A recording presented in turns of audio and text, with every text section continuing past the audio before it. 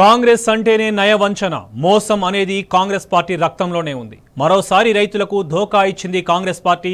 రైతు భరోసా విషయంలో మళ్లీ మాట తప్పింది. రైతు భరోసా పథకం కింద ఏడాదికి ఎకరానికి 12,000 మాత్రమే ఇస్తామని ప్రకటించాడు సీఎం రేవంత్. అది కూడా సాగు చేసే భూములకు మాత్రమే ఇస్తానని క్లియర్గా చెప్పాడు. పంటలు వేయని భూములకు రైతు భరోసా రాదంటున్నాడు రేవంత్. అదిగాకుండా రైతు భరోసా కింద ఏడాదికి ఎకరానికి 15,000 ఇస్తామని వరంగల్ డిక్లరేషన్లో రాహుల్ గాంధీ సమక్షంలోనే ఆర్భాటంగా ప్రకటించాడు రేవంత్. భూమి ఉన్న ప్రతి రైతుకు, కౌలు రైతులకు ప్రతి ఎకరాకు ఏడాదికి 15,000 ఇస్తామని చెప్పాడు. కానీ ఇప్పుడు మాట తప్పాడు. కేవలం 12,000 మాత్రమే ఇస్తామంటున్నాడు. అంటే వరంగల్ డిక్లరేషన్కు కాంగ్రెస్ పార్టీ తూట్లు పొడిచింది. రైతులకు ఇచ్చిన హామీలను బుట్టదాఖలు చేసింది. రైతులను నమ్మించి మోసం చేసింది రేవంత్ ప్రభుత్వం.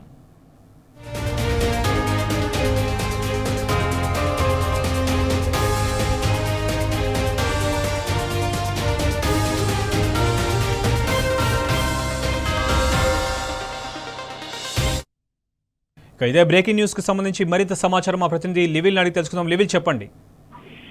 కాంగ్రెస్ ప్రభుత్వం ఆనాడు అధికారం రాకముందుకు అడ్డగోలు హామీలు ఇచ్చింది. హామీ ఒక్కటి కూడా ఇవాళ అమలు చేయకపోగా ఇచ్చిన హామీలన్నీ కూడా ఉత్త మాటలు కాదు, మూటలే అని మరొకసారి తేలిపోయింది. వాళ్ళ ఆనాడు రైతు బంధు దేశంలోనే మొదటిసారిగా యావత్ తెలంగాణ రైతాంగానికి మేలు చేసే విధంగా పెట్టుబడి సాయం కింద నాటి ముఖ్యమంత్రి బీఆర్ఎస్ అధినేత కేసీఆర్ ఎకరాకు 4,000 చొప్పున ఇద్దామని మొదట చెప్పి తర్వాత 5,000, ఎకరాకు 5,000, సంవత్సరానికి 10,000 చొప్పున ఇస్తూ గత 11 విడతలుగా రైతుల ఖాతాలో దాదాపు 72,000 కోట్ల పైచిలకు డబ్బును రైతులకు జమ చేసి రైతును రాజుగా చేసి ఆనాడు ఒక దేశానికి ఆదర్శంగా తెలంగాణ రైతాంగాన్ని నిలిపారు. కానీ వాళ్ళు ఉన్న కాంగ్రెస్ ప్రభుత్వం ఆనాడు అధికారం కోసం అడ్డగోలు హామీలు ఇచ్చింది. బీఆర్ఎస్ ప్రభుత్వం 10,000 ఇస్తుంది, మేము అధికారంలోకి వస్తే 15,000 ఇస్తాం, పంటకి 7,500 రూపాయలు ఎకరాకి ఇస్తాం అని చెప్పి మాయమాటలు చెప్పి అధికారంలోకి వచ్చింది. అధికారంకి వచ్చి 100 సంవత్సరం పూర్తయినా ఇప్పటి వరకు ఏ ఒక్క పైసా కూడా రైతాంగానికి పెట్టుబడి సాయం కింద వారు ఇస్తానన్న రైతు భరోసా ఇవ్వలేకపోయింది. పోగా క్యాబినెట్ సబ్ కమిటీ అంటూ ఏసీ కాలయాపన చేసి ఇవాళ తీపి కబర్ అని చెప్పి వాళ్ళ రైతుల నోట్లో మట్టి కొట్టే విధంగా కాంగ్రెస్ ప్రభుత్వం పూరిత కుట్రలు మరొకసారి బయటపెట్టింది. మాట తప్పిన ఈ కాంగ్రెస్ సర్కార్ మరొకసారి రైతాంగానికి దోకా చేసింది.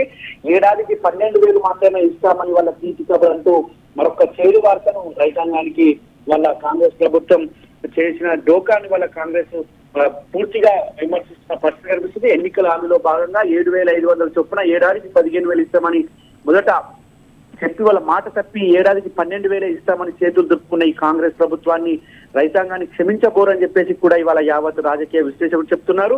అంతేకాకుండా వరంగల్ డిక్లరేషన్ ఏదైతే చెప్పారో దాని వల్ల పాతరేసి బుట్ట దాఖలు చేసిన ఈ కాంగ్రెస్ కుట్రలను కుతంత్రాలను రైతాంగం అంతా గుర్తు పెట్టుకోవాల్సిన అవసరం ఉందని చెప్పేసి కూడా ఇవాళ చెప్తున్న పరిస్థితి కనిపిస్తుంది. ఏదైతే అనేక హామీలు, ఒక్క హామీ కాదు, రైతు కూలీలకు ఏదైతే 12,000 రూపాయలు ఇస్తామని చెప్పారు, కౌలు రైతులకు అని చెప్పారు, ఇవాళ అవన్నీ కూడా దాటవేసే ధోరణితో ఇవాళ కాంగ్రెస్ ప్రభుత్వం అవలంబిస్తున్న ధోరణి రైతులు ఎక్కడికక్కడ ఎండగడుతున్నారు. ఇవాళ దాదాపు 2 పంటలకు ₹1 కూడా ఇవ్వకుండా ఇవాళ ఈ సంవత్సరం నుంచి ఇస్తామని చెప్తున్నారు. అది కూడా ఎప్పుడు ఇస్తారో చెప్పలేని పరిస్థితి.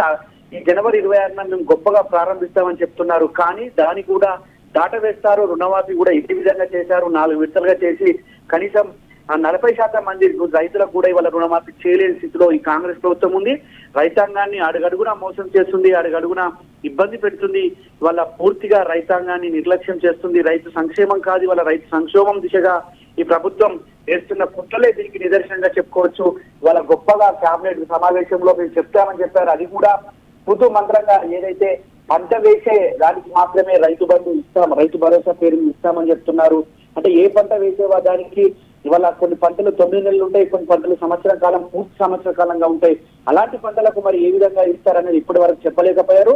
కేబినెట్ సబ్ కమిటీ అంటూ ఇప్పటి వరకు కాలం వెళ్లదీసిన ఈ కాంగ్రెస్ ప్రభుత్వం మరొకసారి రైతాంగానికి దోకా చేసింది. రైతాంగాన్ని పూర్తిగా కుట్రలకు కుతంత్రాలకు తావు చేసే విధంగా ఇవాళ రైతాంగానికి ఇబ్బందులు పెట్టే ఈ కాంగ్రెస్ ప్రభుత్వం మరొక్కసారి ఇందిరమ్మ భరోసా పేరుతో రైతాంగాన్ని నిలువ ముంచే ప్రయత్నం చేస్తుంది.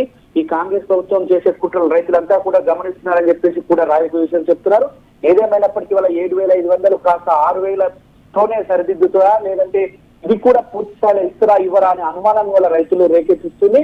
అంతేకాకుండా ఏదైతే పండించిన పంట ఏ రకంగా చేస్తారు, ఏ విధంగా దాన్ని సర్వే చేస్తారు, రైతాంగానికి ఎంత మేరకు మేలు చేస్తారు అంటే ఇప్పటికే దాదాపు యాసంగి పంటకు సంబంధించి వరి నాట్లు ప్రారంభమై వివిధ పంటలు కూడా సాగు చేస్తున్నారు. ఇప్పటి వరకు కూడా గతి లేదు. మరొకసారి 26 నుంచి అంటే దాదాపు ఇంకా నెల రోజుల వరకు కూడా ఈ రైతు భరోసా అనేది ఉండదా అనే అనుమానాలు కూడా ఇవాళ పెద్ద ఎత్తున సాధిస్తుంది. ఈ నేపథ్యంలో కాంగ్రెస్ ప్రభుత్వం రేవంత్ సర్కారు ఇచ్చిన ఏ ఒక్క మాట మీద కూడా కట్టుబడి ఉండలేదు అనేది మరొకసారి స్పష్టమైంది.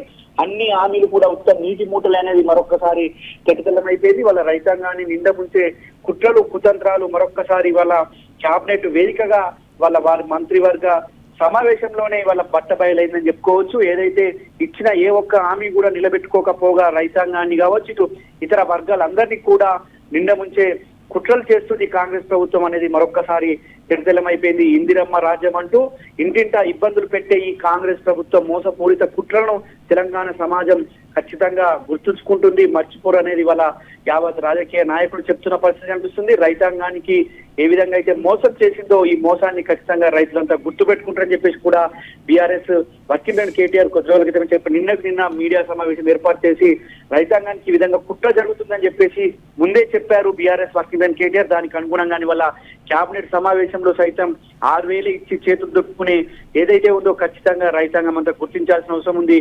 ఇవాళ పోడు భూము రైతులు ఏం కావాలి, వాళ్ళ చాలా మంది ఎస్సీ ఎస్టీ రైతులు కొన్ని పంటలు వేస్తారు, 3 నెలల పంటలు ఉంటాయి, కొన్ని 6 నెలల కంటే ఎక్కువ ఆ పంటలు ఏ విధంగా గుర్తిస్తారు అనేది కూడా ఇవాళ ప్రశ్నార్థకంగా ఉంది.